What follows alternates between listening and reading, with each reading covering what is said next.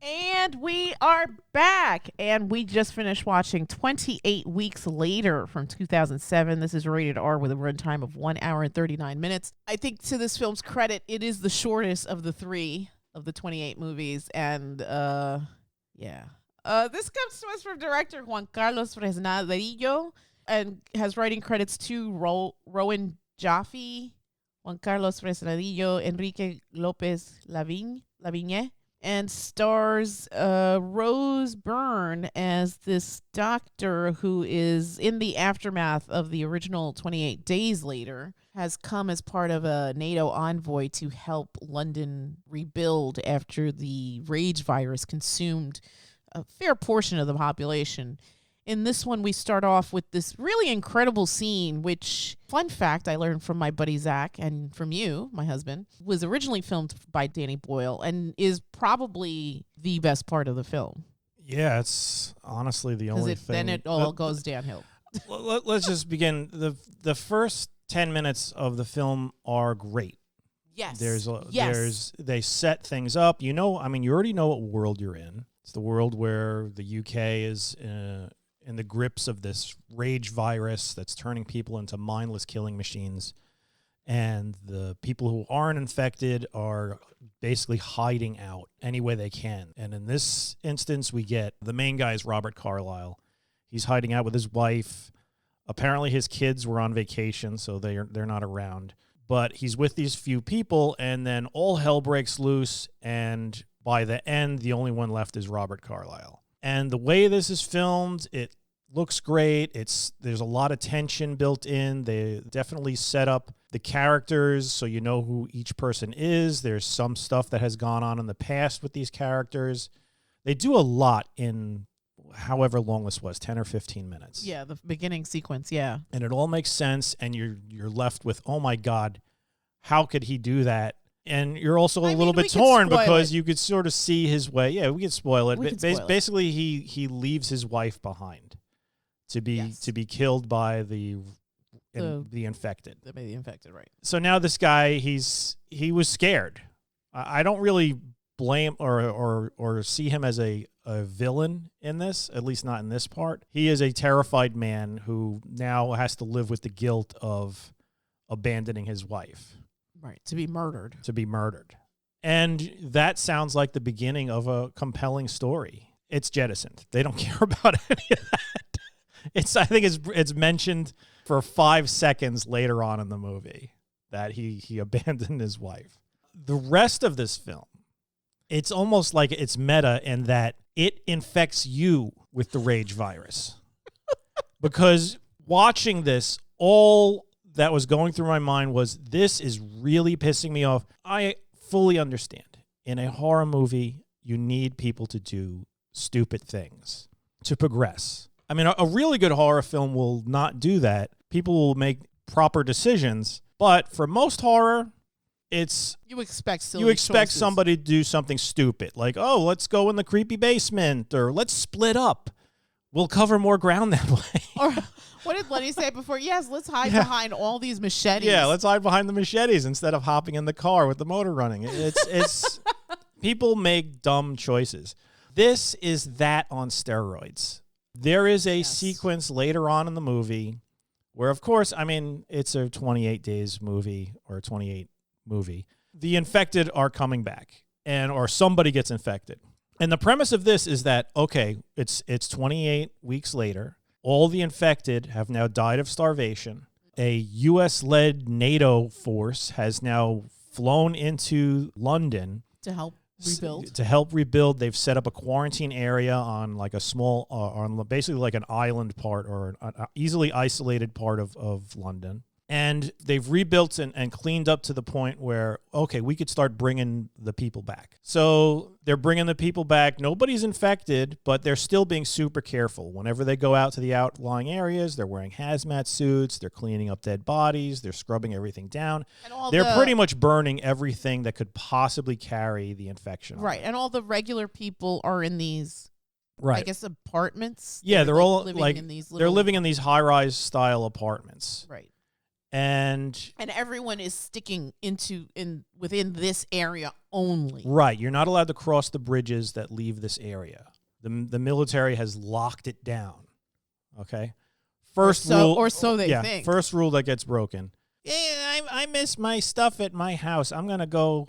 Let's go sneak into the virus area. Well, your perfect summation after we watched the film was these two little bastards are responsible for everything that happens in this film. Yeah. These little bastards basically destroy the world again. And even worse, which we find out way later.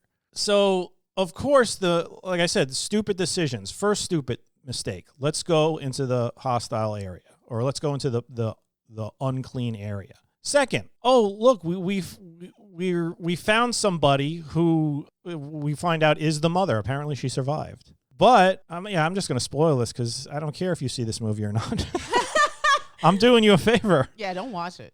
She is not she's infected, but she is a carrier, meaning so she has natural immunity. She has natural immunity. She's lucid, but her blood and saliva has the same power as an infected's does. And she's highly contagious. She can infect anybody just by biting them or licking them or whatever. So they bring her back. They scrub her down, and you see, all right, the military's doing the smart thing. They're wearing hazmat suits while they're scrubbing her down. They got her strapped to a table. They're doing tests on her.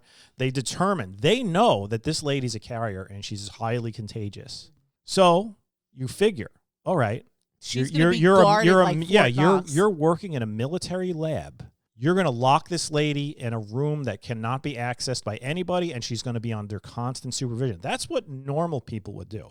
What do these military geniuses do? They put her in a room that's easily accessed by anybody in the complex with a key card, and they just go off and do their own thing. She is completely unsupervised, just strapped to a table. And it seems like there's nobody watching her via nobody's watching her. Camera. Even on cameras, nobody is doing anything. So, of course, her husband's like, I'm going to go visit my wife.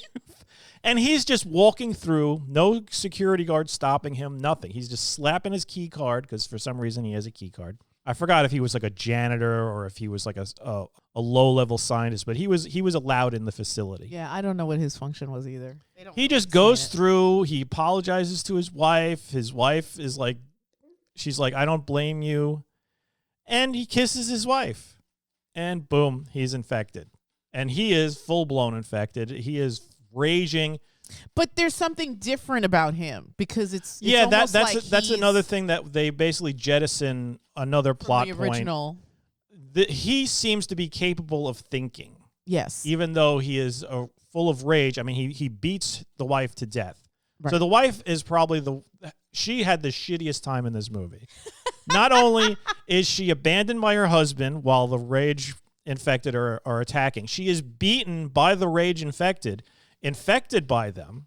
Then she somehow makes it back to London and is living in like maggot-filled squalor. Oh, that scene was gross, yeah. They bring her back. They scrub her like Silkwood style scrubbing. Yeah. They got her strapped to a table for just hours. Poking and prodding, taking blood. They're taking blood from her, but then they just strap her to a table and they just leave her alone in a room, strapped to a table. She's not even hooked up to an IV. She's not even hooked up to an IV. She doesn't have a bedpan. She's just strapped to a goddamn table. That chick. That's basically the U.S. military. This chick. Fuck this lady. And then it's like, oh, it's my husband who abandoned me. I forgive you. Kisses her husband, makes him crazy, and he beats her to death. Yes. He crushes her head like it's a watermelon. Yeah. And then, another thing I didn't understand, to get in that room, he had to use his key card. The door, in order to get into the room, he had to use his key card, which means the door closed behind him. Yet somehow he just got back out. In fact, he went through several doors that had key cards, and somehow he gets out. So clearly he must have some sort of, I'm rage infected, but I still have, but I'm still with it enough to use my key card. Yeah. And he goes out and he just starts infecting random soldiers because, of course, even though they're soldiers, nobody's carrying a firearm. Yeah. And then, this is my favorite part. Then the brilliant military geniuses led by Idris Elba, which makes Who? me sad because Yes. Idris Elba usually plays a capable person in movies. He's just like, okay, lock us down, and then I want you to take everybody from these high-rise apartments that we have them in. Put them in the lower level. Instead of just notifying them, lock your doors. Yes. We're going to Shelter in place. herd all of these people into a parking garage. And while they're in the parking garage, we're going to just close the shitty doors of the parking garage and lock them with a padlock. But only one side. Yeah, but only one door. The other Because door, we're just going to leave open. We're going to leave open because hijinks will ensue. So now there's hundreds of people herded in one area. Mm-mm. And it's like they totally forgot, oh, yeah, this disease spreads really quick. If one person gets infected, it'll infect hundreds within like 5-10 minutes. Yeah. So, of course, Robert Carlyle, genius zombie, finds it, busts through the door that's unlocked, Yes. and just starts killing people and biting people, and they start biting people, and they start biting until the point and so on, yes. where by the time the other door gets broken because it just has a shitty padlock on it, everybody comes flooding out. You have innocent or still uninfected people running out. Infected people are running out, and the military is just like, all right, shoot the infected. How? Yeah, They're you all can't tell mixed. them apart. They're all mixed, and you can't tell them. And then finally, Idris Elba's like, "All right, just kill Whatever, everybody." kill everybody. Screw it. And then they start killing everybody. And then on top of that, it's just sort of like, obviously, uninfected people will find places to hide. It's just like, nah, fuck those people. We're just gonna firebomb the entire city. And it's like all the infected just run into, for some reason, there's open subways that they're able to run through. It's like, I thought you cordoned this shit off. Everything just fell apart. Everything fell apart. It just didn't make any sense. Everybody was so brutally, insanely stupid. Did you have a favorite character in this? I hated everyone. I wished that as soon as those kids ran out of their house, they were just gunned down. I hated the children. I hated Rose Byrne. I hated the only one I didn't hate too much was Jeremy Renner. Yes. I was and he was an my idiot favorite too. character. And he kind of, they bitched him out at the end. I felt bad. He was an idiot too. And it's just... Imagine dying for those two stupid kids. Yeah. He should have just stayed on the roof. It was just... I mean, Michael from Lost was like, dump this baggage and let's get the fuck out of here. Michael from Lost, he was smart, although at the end he was stupid. Yes.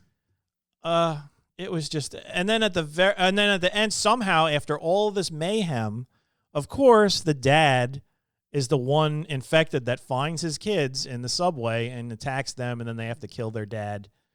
Well, the daughter kills him. The daughter has to kill the dad, and the son gets infected, but he, of course, is a carrier as well, so he doesn't become insane. He's just highly contagious. Mm-hmm. And he's free to infect the rest of the world because they decide, oh, let's go to Paris. Yes. We'll escape to Paris. Because that's Doyle had told Flynn, take the kids across the channel. Yeah, because Rose Byrne said, oh, they're possibly a potential cure. Right. She didn't really give him all the details that they're highly contagious, but whatever. Right.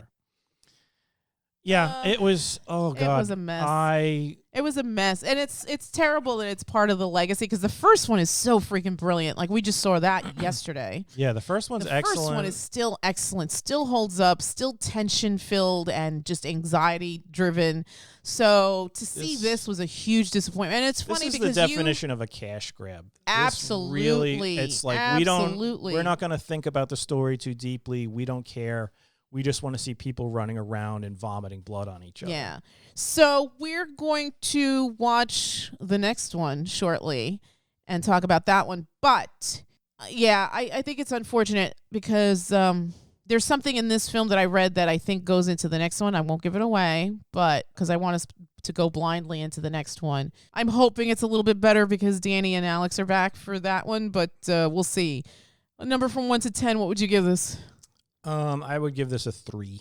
A 3. I aggressively dislike this one. It's not. I mean, it still has decent production values. Yes, and it's not, jobs were created. Jobs were created. This was clearly not a cheap movie to make. No, it clearly had a larger budget than 28 Days Later. Yes, But I mean, that's another indictment. Wow, this one did well. I'm sure it did. People love spectacle. Yeah. But at the core of it, it's just a terrible, terrible movie.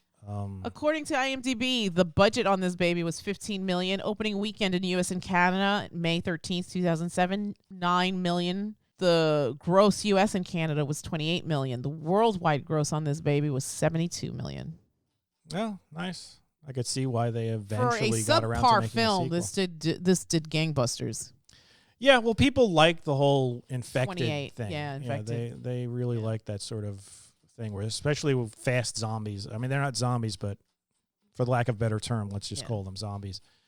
It's funny. Fast on zombies IMDb, became really popular. On IMDb, it's tagged as zombie horror, and sci-fi. It's not really. It's not really zombies though. They're infected. They're close enough. They're close I think, enough, I because guess, you're dealing with just mindless craziness, which that's why it's so stupid that you have like the one, like, seriously, what made Robert Carlyle special? Why was he capable? And why was he capable of thought? Right. Well, yeah. I think there's like a we'll part. see more in the next one. There's like a scene where he's literally, somebody thinks they see him, they turn around, they look back, and he's gone. And if he was really a rage-infected person, he would not have just stood there and then ran off to, like, stalk his prey. He would have just ran at them, screaming until he was shot to death. I was originally going to give this a 4, but I think you're right. I think a 3 is more on the money. This was not good. And I agree with you 1,000%. This is the absolute definition of a cash grab. This is taking a beloved property and just shitting the bed. I mean, again, to your point, I think you expect people to make really horrible choices in horror. I think that's part of the the genre. This was comedic. Excessive. Yeah, it was comedic in the level of ineptitude shown by the military. Everyone. By everyone. Like when you're watching, there's certain films where, you have like the military getting involved and everything falls apart, but it's like the tone of those films lends itself to that sort of ineptitude. Buffoonery. Yeah. They're supposed to be on the ball. Right. You know, they've managed to get everything all set up. They do a lot of world building in like the first when they first introduced the UN's basic quarantine zone. How, we have everything cordoned off, and we make sure we give everybody blood tests. We're being like super careful, and then just the speed at which everything just falls apart, and the stupidity. And like I said, you got Idris Elba, and I don't know, maybe I'm trying to hold him to typecasting, but I'm used to him being a capable guy who knows what he's doing. More intelligent. I mean, right. He is Stringer Bell. Right? He's Stringer Bell. He's Bloodsport. Everything in them. He's got, he looks like a commanding figure, and just to have him be such a dumbass and everybody be so, you'd figure, okay, if an infected gets in here, we probably have 6 or 7 plans on how to handle it. And what was plan number 1? Let's herd everybody into a single area where the infection could spread in the most efficient manner possible. It was just so stupid. So incredibly stupid. The tone makes that level of stupidity unforgivable. Yeah, I think you're right. It's a 3, maybe even a 2. It's not good. Yeah, it's unfortunate because the beginning sequence is really, really well done. Yeah, and I feel like they took the seed of that story and they just sort of just got rid of it in exchange for mayhem.